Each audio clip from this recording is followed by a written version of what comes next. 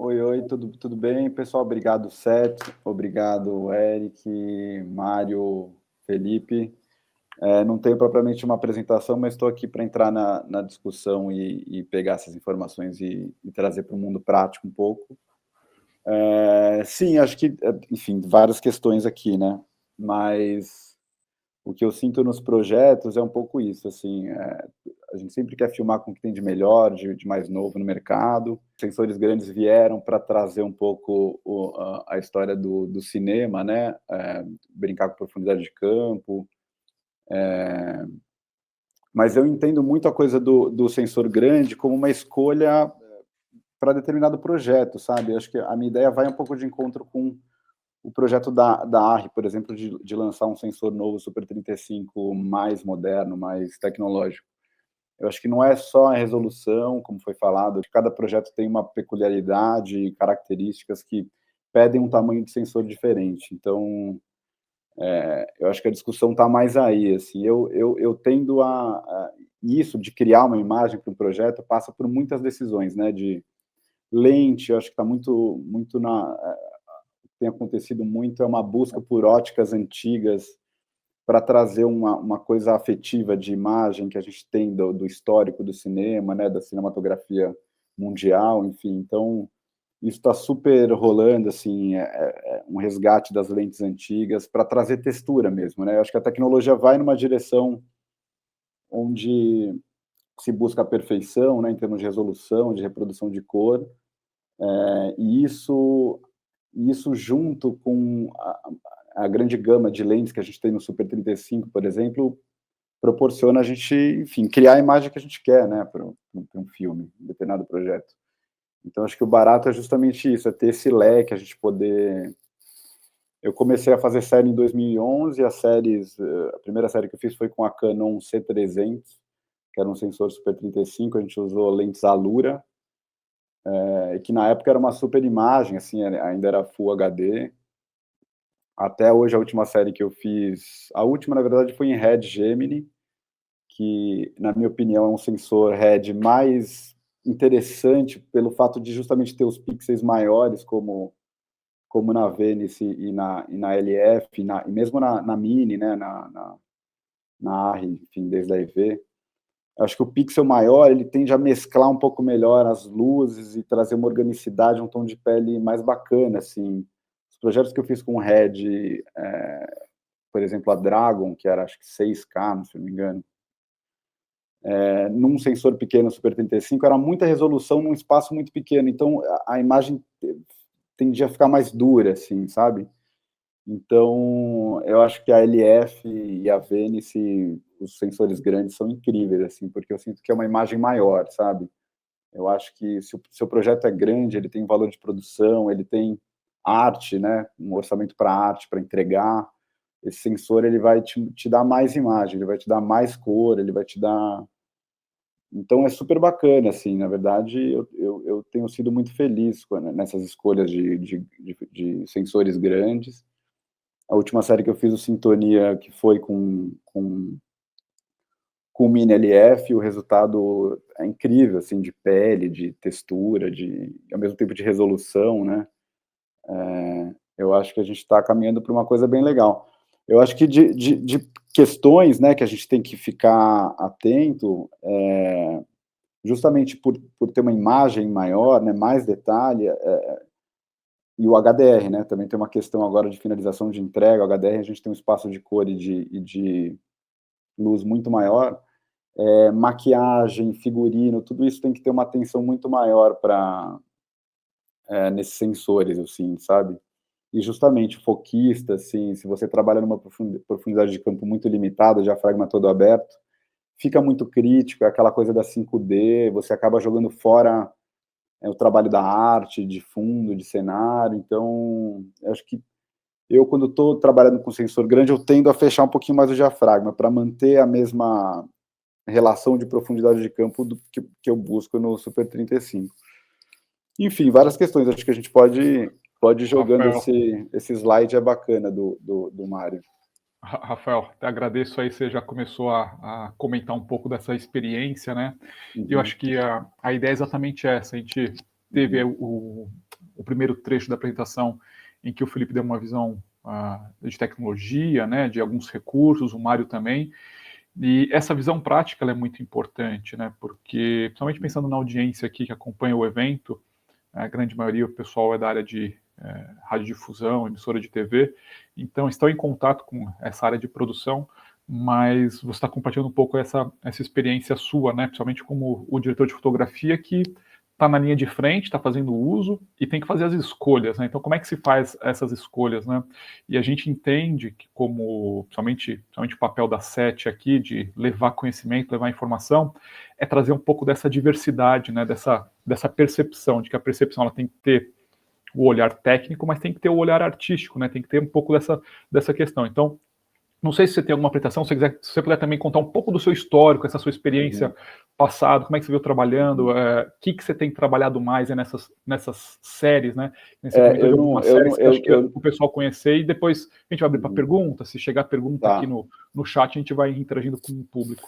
Legal, eu não tenho uma apresentação visual, mas eu posso contar um pouco, é isso, assim, eu sou formado em cinema, então minha busca por imagem tende a se basear em uma imagem cinematográfica, apesar de ter entrado no mercado pela televisão. Meu primeiro trabalho como diretor de fotografia foi na MTV, eu fiquei 1 ano na MTV, fotografava o Comédia, MTV, que eram 8 humoristas, que faziam sketches, paródias de programas de televisão, de trailers de cinema. Então, assim, a gente tinha uma liberdade dentro da emissora que fugia um pouco da engenharia. Assim, a engenharia da TV meio deixava a gente fazer nossas loucuras lá, e a gente não tinha que se enquadrar exatamente as câmeras broadcast que eles usavam na maior parte dos programas. Então, a gente usava uma diversidade de formatos, de 5D, VHS,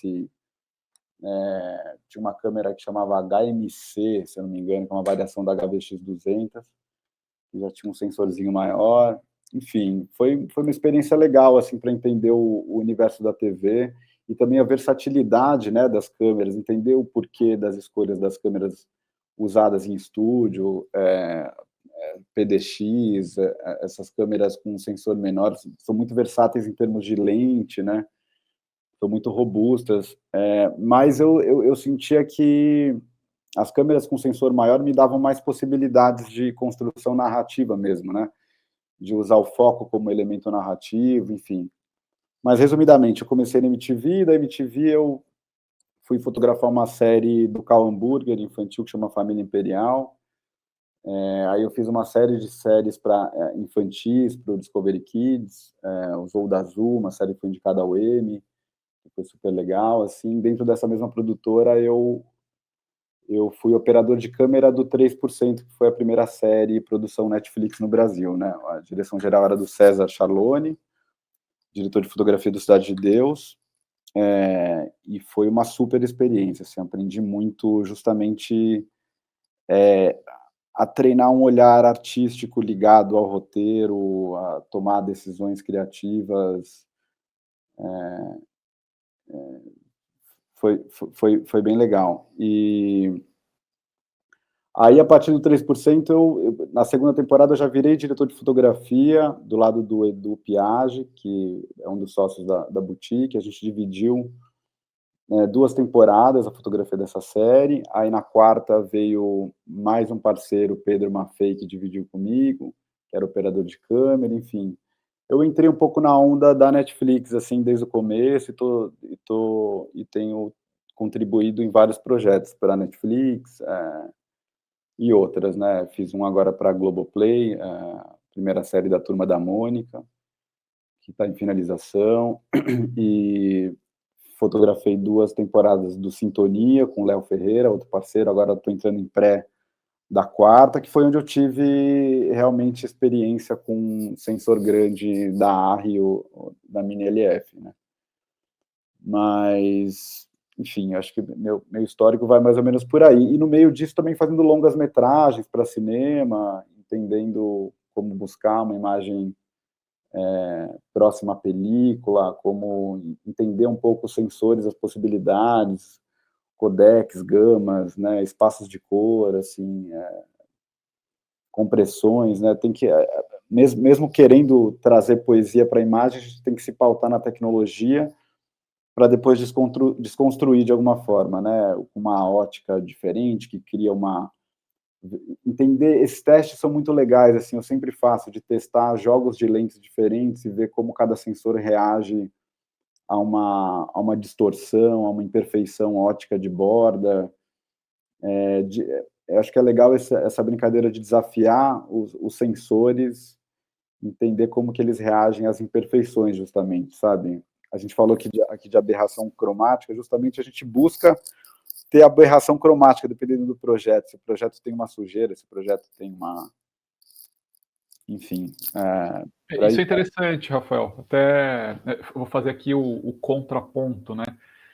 E acho que é interessante nesse aspecto, porque quando a gente conversa com o pessoal de área mais técnica, que aí é a grande proposta da SET, né? Então a gente costuma ter um perfil mais técnico e tudo mais, sempre busca isso, né? Eu quero a melhor qualidade, a melhor resolução. Como você falou o exemplo, acho que da aberração cromática, né? Naturalmente, o pessoal de engenharia se preocupa com isso, mas Sim. eu acho que o ponto que tem que ter claro é isso, né? A gente tem que entender a técnica, mas dar a ferramenta para o lado criativo, né? Então, você, o diretor de fotografia, equipe de produção envolvida, se existe essa necessidade, né? Se existe esse desejo de reconstruir ou explorar esses recursos, né?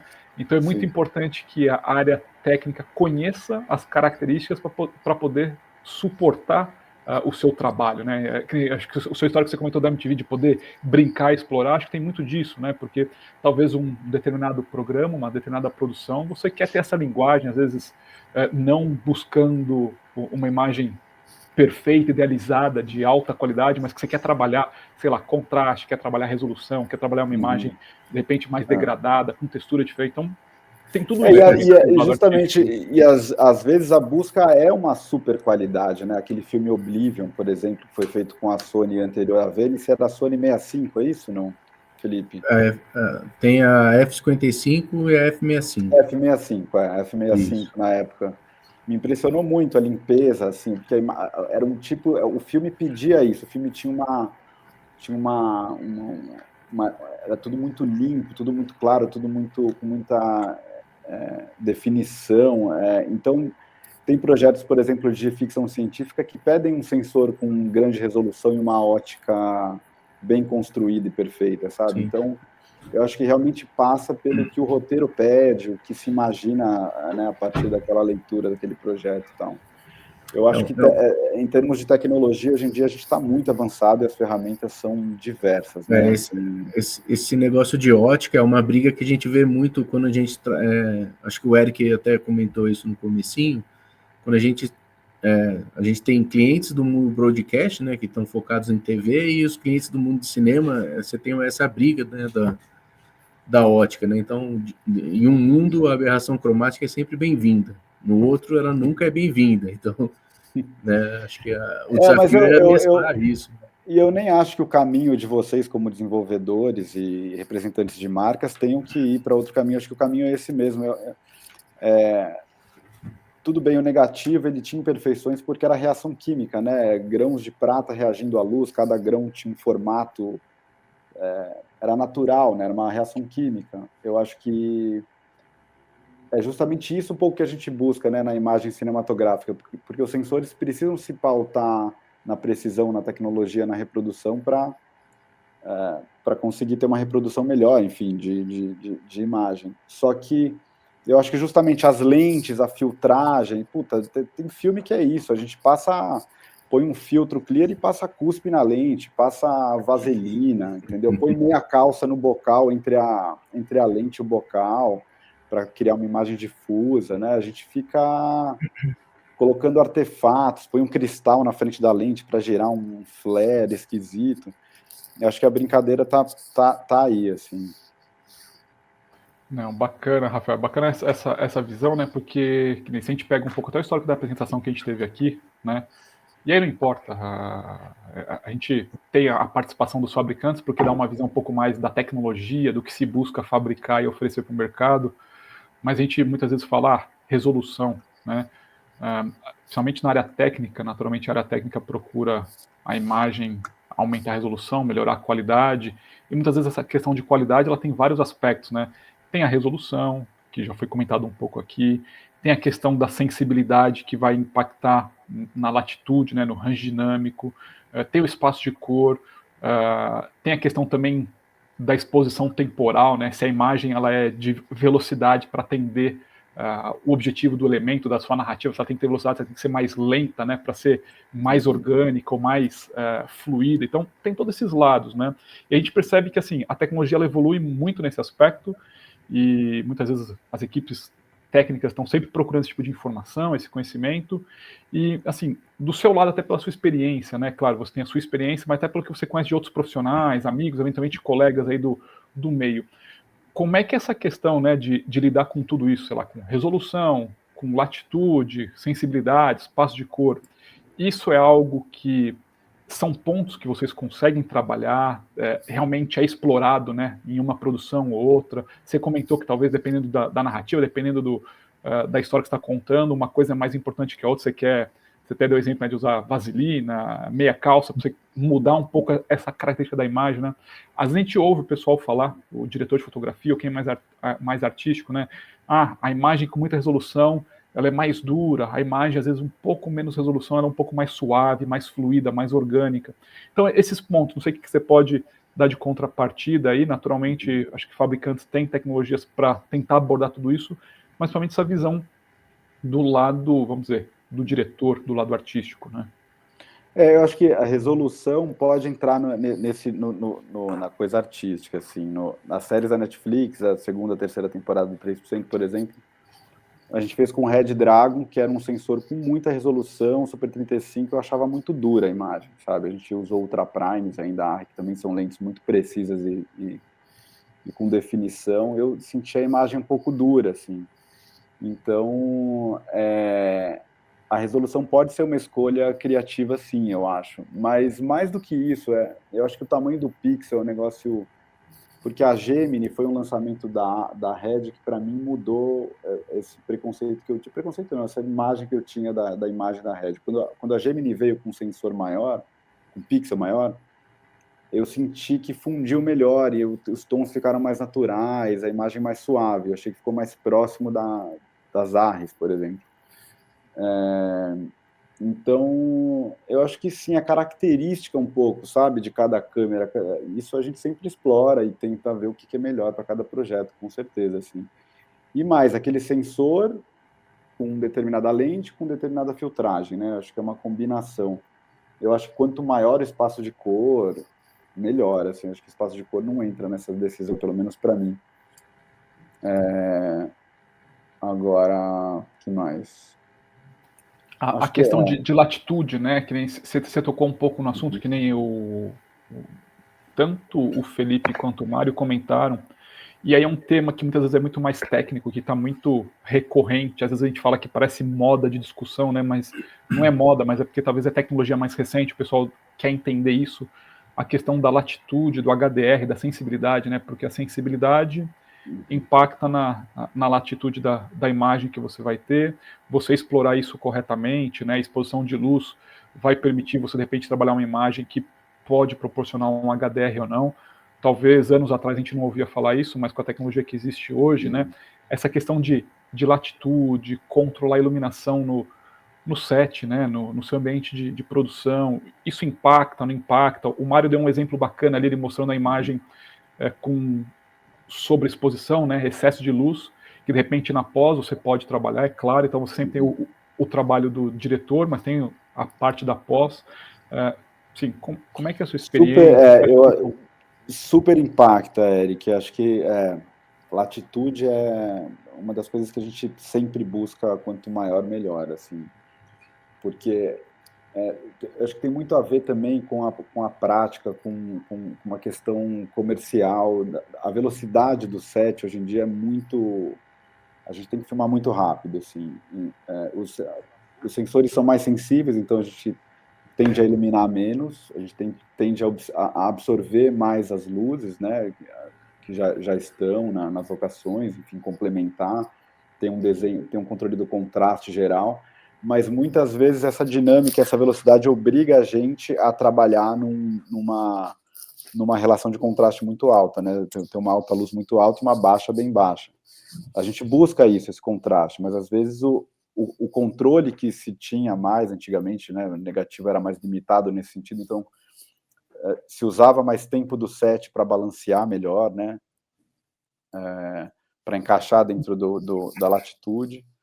Hoje em dia a gente tem menos tempo, então a gente conta muito com uma grande latitude da câmera, isso com certeza. Assim, esse exemplo que o Mário deu são situações que a gente vive muito, né, que a gente está filmando numa externa, não tem como cobrir aquele pátio todo, é uma área grande, a gente tem que filmar um eixo, os atores, de manhã, e à tarde você vai filmar o outro eixo, os outros atores da mesma cena, e a luz mudou, então